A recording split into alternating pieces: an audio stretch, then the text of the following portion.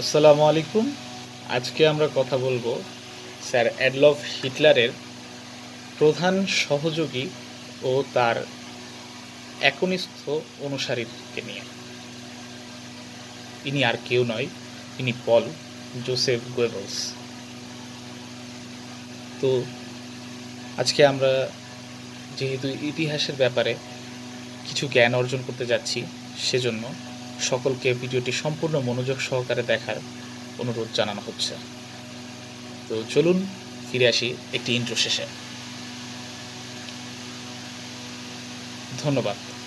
পল Joseph Goebbels 29 October 1897, পহেলা মে 1945, অর্থাৎ 29 October 1897 সালে তার জন্ম এবং পহেলা মে 1945 সালে তার মৃত্যু।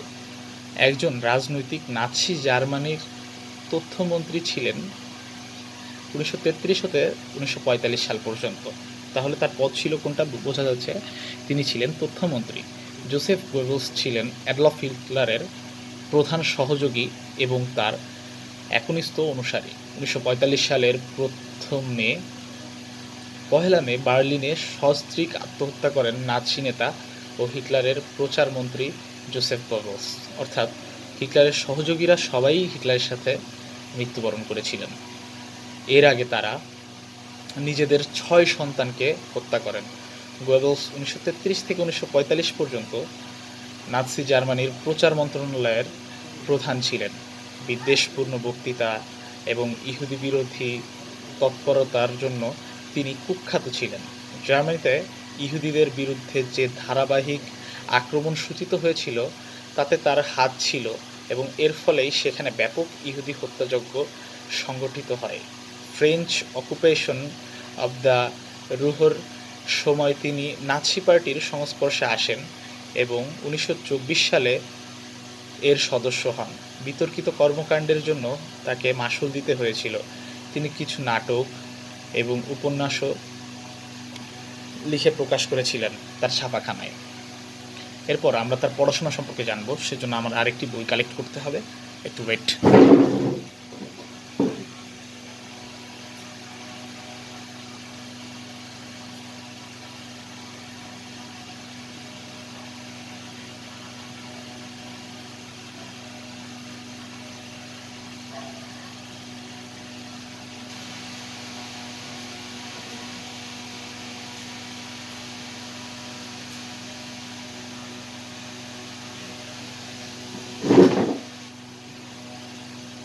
ধন্যবাদ।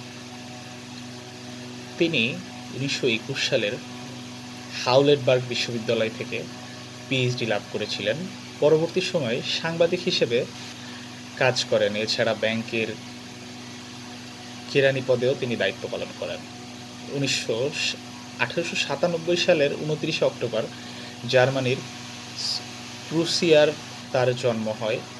1945 সালের শুরুতেই সোভিয়েত ও মিত্রবাহিনীর সৈন্যরা যখন রাইন নদী অতিক্রম করেছিলেন, তখনই তিনি বুঝতে পারেন জার্মানির পরাজয় অনিবার্য।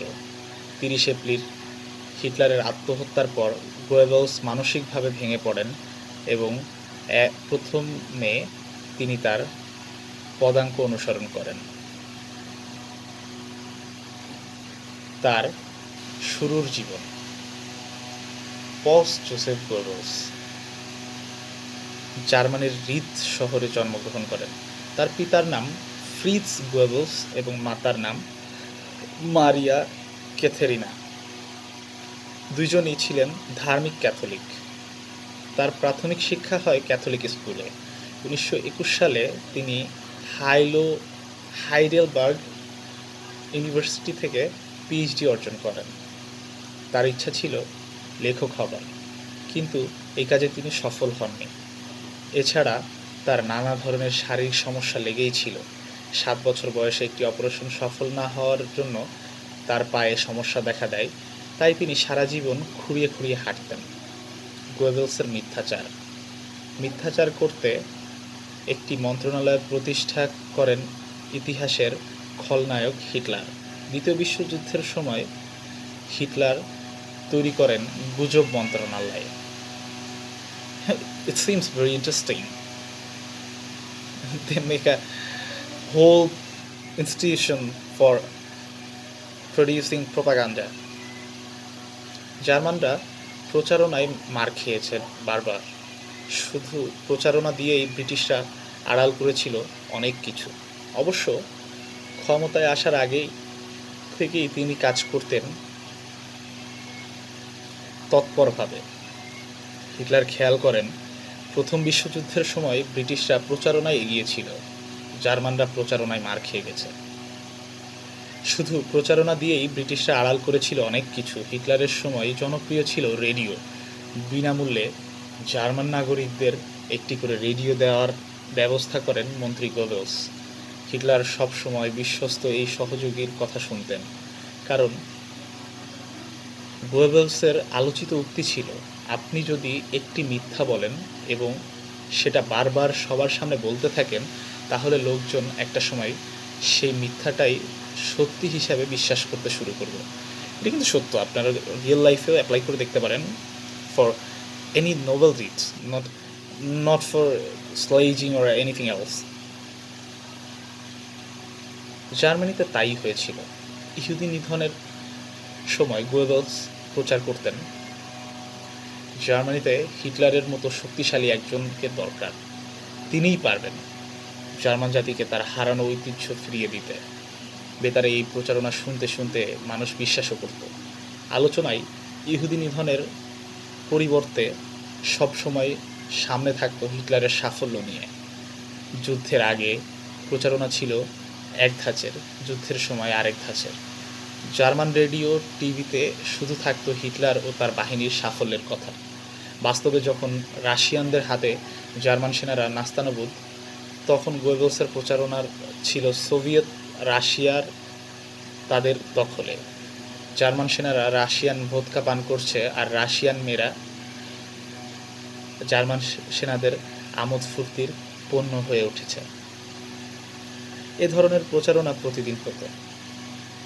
আমেরিকা আর ব্রিটিশ সেনাদের বিরুদ্ধে চলত কুৎসা রটনা, যার কোনো আগামাথা ছিল না।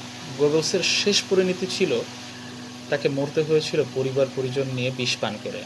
মৃত্যুতেও হিটলারের পথ অনুসরণ করতে হয়েছিল। তো এই ছিল আজকে গোয়েবেলসের সংক্ষিপ্ত জীবনী। যদি আপনাদের কাছে এরকম আরও ইন্টারেস্টিং কোনো বিষয় জানার থাকে বা বিষয়টি ইন্টারেস্টিং লাগে, তাহলে আমার চ্যানেলটি অবশ্যই সাবস্ক্রাইব করতে ভুলবেন না। ধন্যবাদ। আজকের মতো এই পর্যন্ত। দেখা হবে আগামী দিন নতুন কোনো গল্প নিয়ে।